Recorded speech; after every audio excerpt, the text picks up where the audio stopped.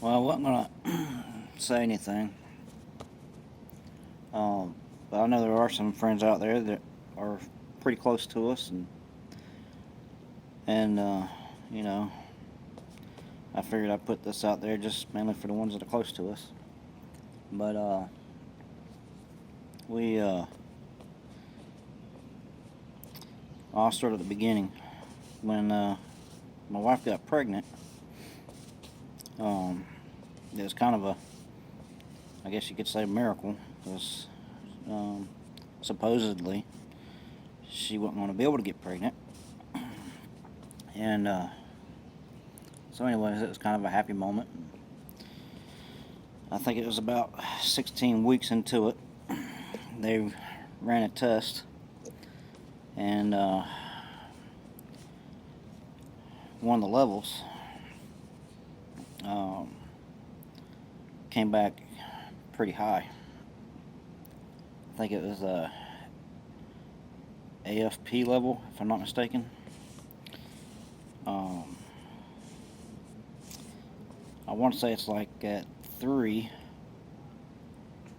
Yeah, at 3, it's spinal bifida. At 7, it's can't remember exactly what it's called, to be honest. But at 7, a quarter of the child's head would be missing, and hers came back at 26. And so, anyways, they called her. They wanted to come back in. They said that the test didn't come back right, or they lost some blood or something. I can't remember exactly. Had her go back in, do another test, and when they got it back, it was at 32. So they sent us to a specialist. So the specialist, he was, he told us that that's unusually high. That don't really happen. There's only been one other case, and that lady's levels were somewhere between the 100 and 200 range, but everything was normal. They checked everything out, and the lady turned out to be fine. The baby turned out to be fine. Had a good pregnancy and good baby afterwards. But they said with the high levels, they had to check Amber or they had to do a amniocentesis, where they basically check the embryonic fluid to see where the levels were coming from, whether it's from the baby or from the mama. Well, come to find out, the levels were fine with the baby, which indicated that it would be coming from my wife. And so that basically, normally, what they would suspect is that tumors, because they said some tumors put off a high APF level. And so we had to wait and go get that checked out.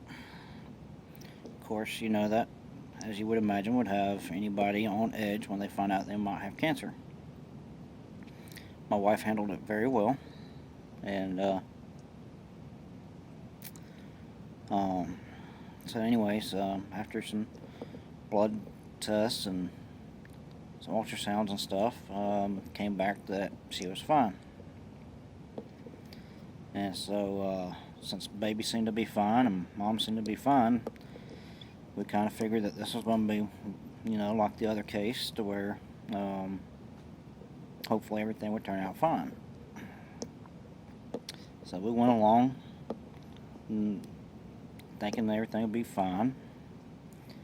And around the 32, somewhere around the 32-week range, they found out that my wife had developed the Rh negative antibodies. 2 out of the 3 of them, which basically is where her body is trying to attack the baby. So they had to keep doing ultrasound and tests, measuring a blood vessel in Alex's brain to see if he is anemic or not. And so they had to do that every week. And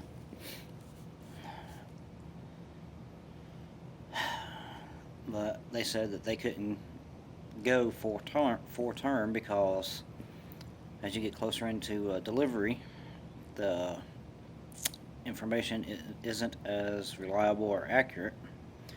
And so they were thinking 39 to 38 weeks would be the max. Every week we went, and the levels were fine. You know, they didn't see any issues. Alex was moving a good bit.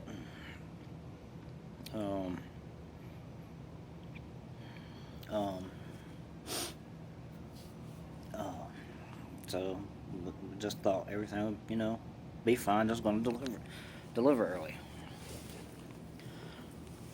Well, last week, Amber went to do the weekly ultrasound, and they had the week before they had a hard time getting the reading. Last week they had an even more difficult time getting the reading, and it looked like the number had jumped up like a point or two. So the specialists had determined that we needed to go ahead and deliver the baby, and said that we needed to get it done within a week. So we had it scheduled for Tuesday, and basically Tuesday was going to be the delivery. So and Amber was wanting everything to be as natural as possible, try to keep the least amount of medicines and stuff involved, you know. So Monday night we were scheduled to go in and for them to start it with a more natural like drug that would kind of get the process started, so that way Tuesday morning when they move her over to labor and delivery, it would make it a little bit easier, and hopefully not use as much Pitocin, and as close as possible to natural as we could get. So we go in Monday night, and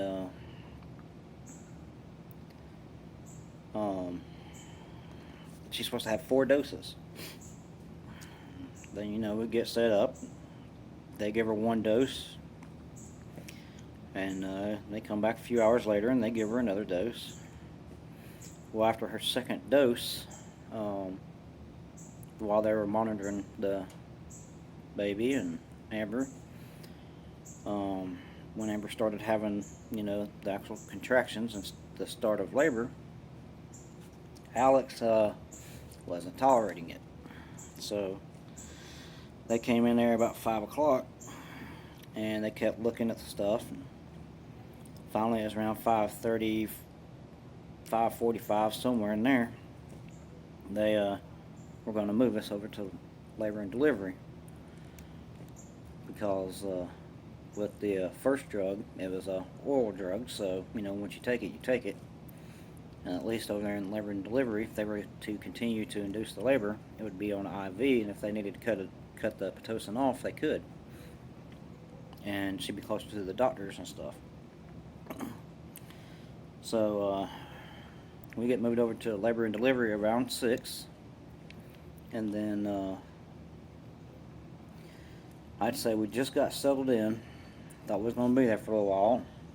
Got the bags packed and everything for, you know, up to, I don't know, I guess most people say around first child, around 14, 15 hours or something on average. So we plan on staying there for a while. So, but anyways, we were both tired, and I'd say about 30 minutes later, they come in there, and they're still concerned. They let me go back a little bit. before that, they gave her a shot to stop the contractions. Because what it was um, whenever she would contract, his heart rate would go down. And so anyways, they gave her a shot when we moved over to labor and delivery to stop the contractions. And so after we get there and get settled in and everything, about 30 minutes later, they come back in there, and I guess the contractions and the labor were not stopping. And a few people came in the room, and they were kind of talking, things were being thrown around, talking, how doctors and stuff talk. You can catch snippets and stuff here and there. Well, come to find out, they said that they're going to go ahead and do a C-section. There's just no way that Alex could tolerate the labor. So,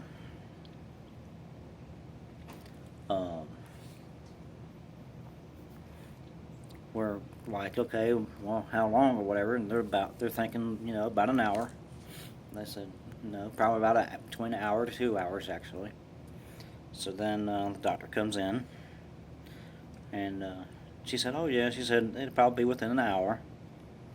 Well, I just started getting the stuff packed up and almost done when pretty much the whole room fills up with, at the time we didn't know it, but now we know, it was like a NICU team and a few other people. I'd say altogether about 10 to 12 people in the room, and she's being wheeled off for the C-section. So they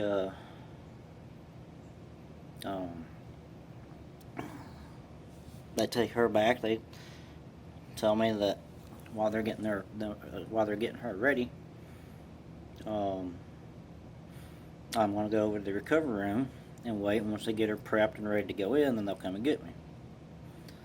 So go back to the recovery room and drop her stuff off and everything, and wait for a little while, and finally they come back and get me, and go into the operating room, and they've already started. So I'm there with Amber, and they pull Alex out, and he cried and went quiet. And the NICU people, which at the time we didn't know who they were over in the corner with him, and they were working with him for a little while. I don't know exactly how long, but it was a good little while. And a couple times I was able to look at him, and I saw that they had him laying out there, and I wasn't sure exactly what was going on or what they were doing. But they finally called me up and told me that he didn't want to breathe. That they said it was kind of common with 37-week-old babies, that they're still a little premature, so they don't know to breathe, or they forget, or they just don't want to, so they have to kind of help them out, and that they would be taking him to the NICU for a couple hours until his breathing stabilized. So we're okay, and so they go ahead and get him ready to go back to the NICU. I go back there with him. They're finishing up with Amber, and so I'll go back to the NICU, and while there at the operating room, I snapped the first couple of pictures. NICU, I grabbed a couple other pictures, and then it's gone.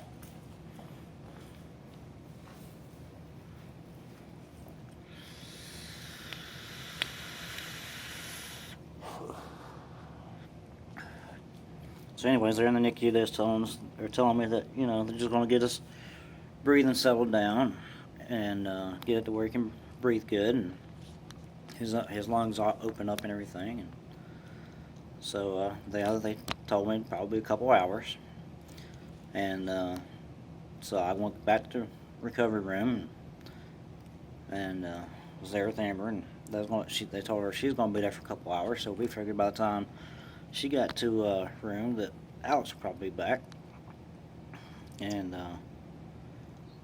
figured then we'd get to see him, hold him and stuff. And finally, she got her room and went to go back, and still waiting. And come to find out, they're saying it's probably going to be about 3 or 4 hours in the NICU. And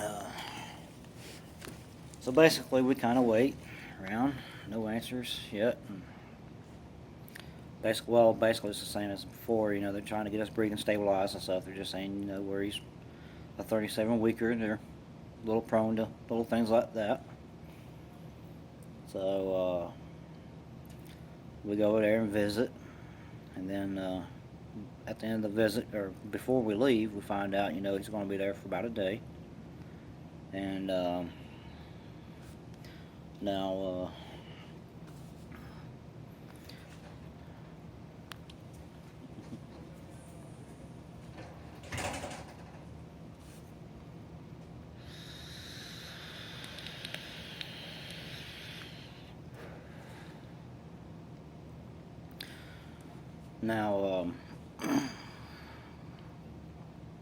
we're expecting to be in there for about a day. Well, needless to say, it turns in from, a day to a couple of days, and then a couple of days to 3 to 4 days. And basically, they determined the same day, actually. I backtrack, I get a little ahead of myself sometimes. But they were concerned about, why he's having so much of that bilirubin build up and stuff. And it was jaundice. And I'd mentioned to him about, I said, you think this has anything to do with anemia? Because that was one of the issues that we were concerned with, and that's why they were delivering early. And I don't know if they were already aware of it or if that jogged their memory, but shortly afterwards, me saying that, the doctor had a little look on his face, and next thing I know, they come back and said he's severely anemic.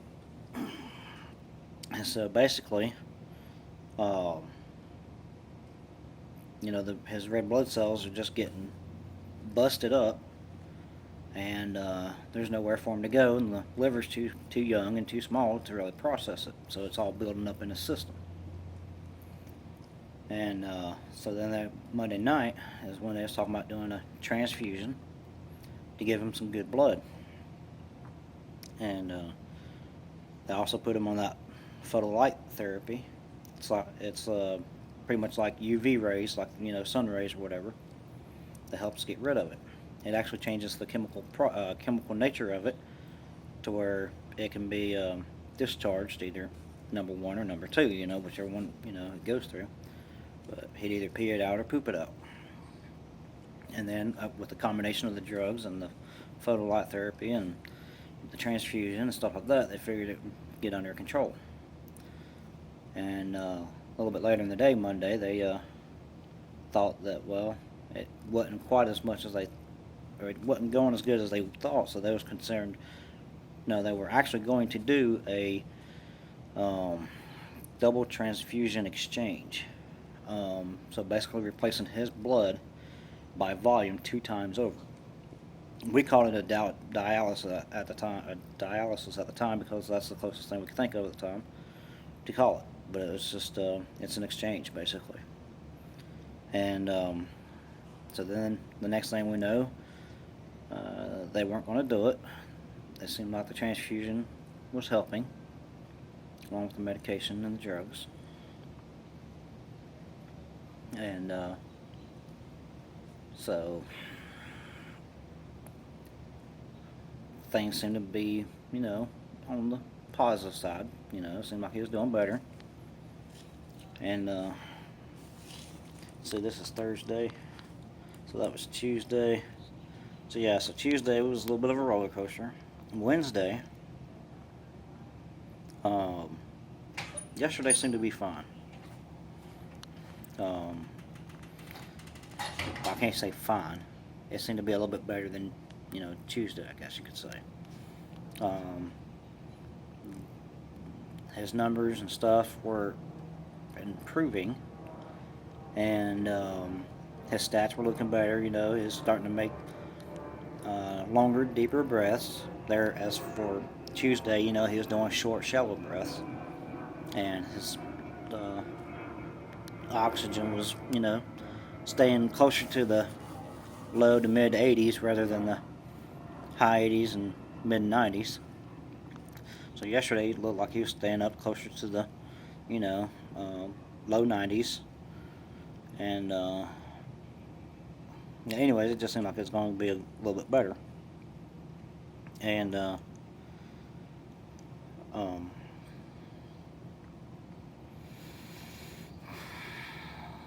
so we're already concerned about him, his condition and everything. And by this time, last night or not by this time last night, but by last night, we're made aware that he's going to be there, up to a week now, or after, or longer, or at least a week, in the NICU, and that they're checking for things to try and figure out what's going on.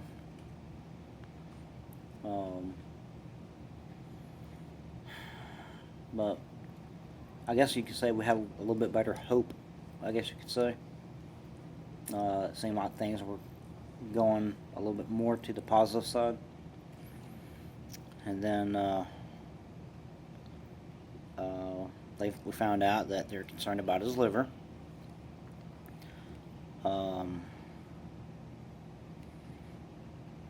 They were seeing a little bit of an increase on one of the levels. So last night they ordered an ultrasound and some labs to be done. And so this morning when they got back, they got a shock. One of the doctors, the NICU doctors, he said he's been doing this for 43 years. And this is a first for him to see what happened this morning. Basically, the two numbers they've been looking at as far as the stuff in the system, one of them kind of react against each other or something like that. And one of them's been staying kind of steady, but then all of a sudden this morning, that one jumps way up. I want to say he said like the norm, or on average, one of them might be around 2 to 3. And all of a sudden this morning it was like 15, if I remember correctly. So he had a huge jump in that one, which is not good at all. And after they was talking to us, we kind of knew ahead of time. It seemed like there was more going on than what we were being told.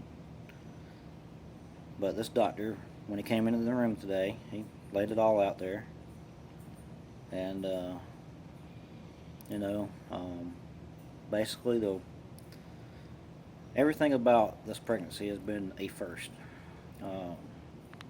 With Amber in the high AFP levels, she's on the second case that they know of, and then the RH negative. She had the 2 RhoGAM shots, and still developed 2 of the 3 antibodies. Both of those individually were kind of rare, but for both of them to be in the same pregnancy is almost non-existent. They told us that if you can go online, you can try and research it, you won't find anything. There's no documented case about it. So put 2 rare things together, and there you go. And then, after talking to the NICU doctor today, up in the room, basically finding out how much of a rarity Alex is now with this whole way his numbers are reading. Just never heard of, basically. When the NICU doctor consulted others in the field in different areas of the field, pretty much their immediate response is like, "Are you sure?" They couldn't believe it, which was his initial response. So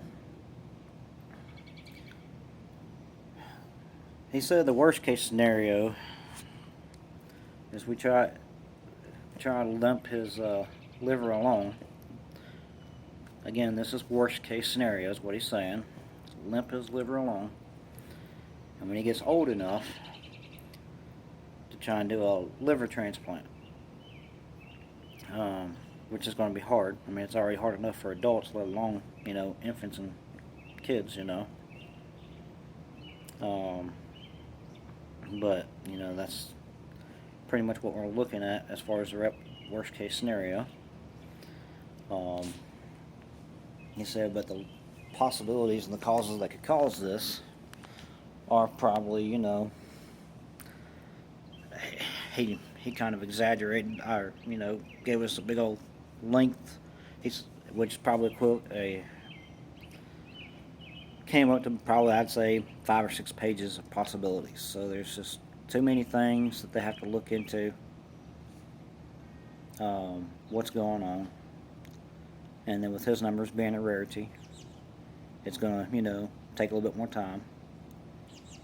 But now we're looking at not just over a week now, we're looking at many weeks in the NICU for Alex. So don't know, but that's kind of where it is. So I don't think we were gonna say anything, but I figured some of y'all deserved an answer.